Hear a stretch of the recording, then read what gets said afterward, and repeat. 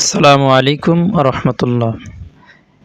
এক গ্রামে থাকতো এক গরিব মুসলিম ছেলে, নাম আমিন। তার নিজের কিছুই ছিল না, কিন্তু ছিল একটি বড় মনের হৃদয়। একদিন সে রাস্তা দিয়ে যাওয়ার সময় দেখে এক বৃদ্ধ ভিক্ষু খাবারের অভাবে কাঁপছে। আমিনের কাছে মাত্র একটি টুকরো রুটি ছিল, যা সে দুপুরে খাবে ভেবেছিল। কিন্তু সে নিজের ক্ষুধা ভুলে গিয়ে সেই রুটিটুকু ভিক্ষুককে দিয়ে দিল। রাতে সে ঘুমিয়ে পড়ে আর স্বপ্নে দেখে এক মনোরম বাগান, যেখানে পানি ঝরছে, দুধের মতো ফল লটলট করছে গাছে।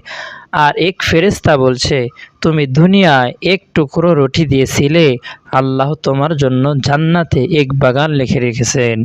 সকালবেলা সে উঠে আসে মসজিদে সালাত পড়তো। সেখানে এক ধনী ব্যক্তি এসে তার সততা ও ইমানদারির কথা শুনে তাকে নিজের দোকানে কাজের অফার দেয়।